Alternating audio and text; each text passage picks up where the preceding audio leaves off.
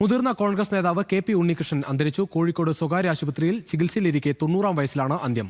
നൂറ്റാണ്ടുകാലം Vadakara MP ആയിരുന്ന K P. Unnikrishnan സോഷ്യലിസ്റ്റായി രാഷ്ട്രീയ പ്രവർത്തനം തുടങ്ങി കോൺഗ്രസുകാരനായി മാറിയ ദേശീയ നേതാവാണ്. മുൻ പ്രധാനമന്ത്രി ഇന്ദിരാഗാന്ധിയുമായി ഏറെ അടുപ്പം പുലർത്തിയ ഉണ്ണികൃഷ്ണൻ അടിയന്തരാവസ്ഥയോടെ പാർട്ടിയിൽ നിന്നും അകന്ന് കോൺഗ്രസ് എസിൽ ചേർന്നു. പിന്നീട് കോൺഗ്രസിലേക്ക് തിരിച്ചെത്തിയെങ്കിലും വേണ്ടത്ര പരിഗണന ലഭിച്ചിരുന്നില്ല.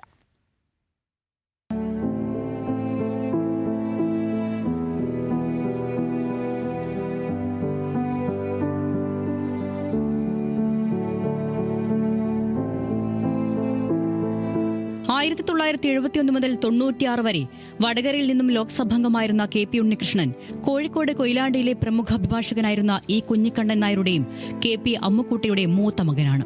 ജനനം 1936 സെപ്റ്റംബർ 20. 10ാം ക്ലാസ് വരെ കൊയിലാണ്ടി ഹൈസ്കൂളിൽ പഠിച്ച ഉണ്ണികൃഷ്ണൻ തുടർ പഠനത്തിനായി മദ്രാസിലേക്ക് പോയി.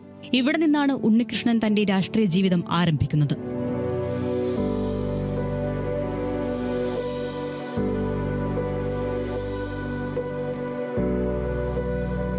മദ്രാസിലെ ക്രിസ്ത്യൻ കോളേജ് പഠനകാലത്ത് സോഷ്യലിസ്റ്റ് നേതാക്കളുമായുള്ള അടുപ്പം ഇദ്ദേഹത്തെ സോഷ്യലിസ്റ്റാക്കി. National union of students of India ദേശീയ സെക്രട്ടറിയായി. യങ് സോഷ്യലിസ്റ്റ് ലീഗ്, പിന്നീട് സമാജ്വാദി യുവക് സഭയായപ്പോൾ അതിന്റെ സെക്രട്ടറിമാരിൽ ഒരാളായും ഉണ്ണികൃഷ്ണൻ മാറി. 1957 മോസ്കോയിൽ നടന്ന ലോക യുവജനോത്സവത്തിൽ ഇന്ത്യൻ പ്രതിനിധി സംഘത്തിൽ ഉണ്ണികൃഷ്ണനും ഉണ്ടായിരുന്നു. 1959 ഡോക്ടർ റാം മനോഹർ ലോഹിയുടെ അന്ധമായ നെഹ്റു വിരോധത്തിൽ വിയോജിച്ച് കോൺഗ്രസിൽ ചേർന്നു. ഇന്ദിരാഗാന്ധിയുടെ നിർദ്ദേശപ്രകാരം AICC ഓഫീസിലായിരുന്നു ആദ്യ ചുമതല.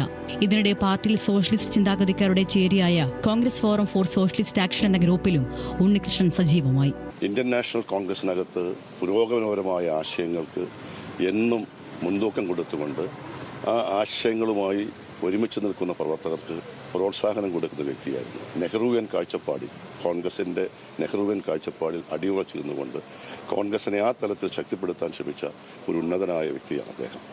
1962 VK കൃഷ്ണമേനോന്റെ സഹായിയായി മുംബൈയിൽ പ്രവർത്തനം. പിന്നീട് ഇന്ദിരാഗാന്ധിയുമായി ഏറെ അടുപ്പം പുലർത്തിയ നേതാവായി. ഇതിനിടെ 1965 മാതൃഭൂമിയുടെ ഡൽഹി ലേഖകനായും പ്രവർത്തിച്ചു.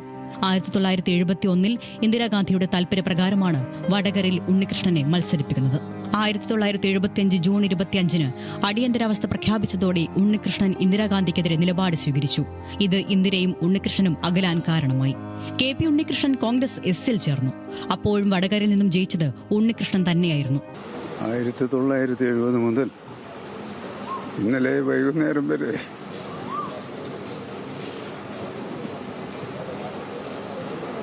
ഒപ്പമുണ്ടായിരുന്ന എനിക്ക് എൻ്റെ ജ്യേഷ്ഠ സഹോദരൻ നഷ്ടപ്പെട്ട വല്ലാത്തൊരു വേദനയാണ് ഉള്ളത്. രാജ്യത്തെ പിടിച്ചുകുലുക്കിയ ബോഫോഴ്സ് തോക്കിടപാട് കേസിൽ തെളിവുകൾ നിരത്തി രാജീവ് ഗാന്ധിയെ പ്രതിരോധത്തിലാക്കിയത് ഉണ്ണികൃഷ്ണനായിരുന്നു. 1989 VP സിംഗ് മന്ത്രിസഭയിൽ വാർത്താവിനിമയം, ഷിപ്പിംഗ്, ഉപരിതല ഗതാഗത വകുപ്പ് മന്ത്രിയായി. കുവൈറ്റ് ഇറാഖ് യുദ്ധത്തിൽ കുവൈറ്റിൽ കുടുങ്ങിയ 1.5 ലക്ഷത്തോളം ഇന്ത്യക്കാരെ നാട്ടിലെത്തിക്കുന്നതിൽ പ്രധാന പങ്കുവഹിച്ചു. 1994 വീണ്ടും കോൺഗ്രസിൽ തിരിച്ചെത്തി. എന്നാൽ തിരിച്ചുവന്ന ഉണ്ണികൃഷ്ണന് അർഹമായ പരിഗണന പിന്നീട് കിട്ടിയില്ലെന്ന പരാതി അദ്ദേഹത്തിന്റെ അനുയായികൾക്കുണ്ടായിരുന്നു. ന്യൂസ് മലയാളം, കോഴിക്കോട്.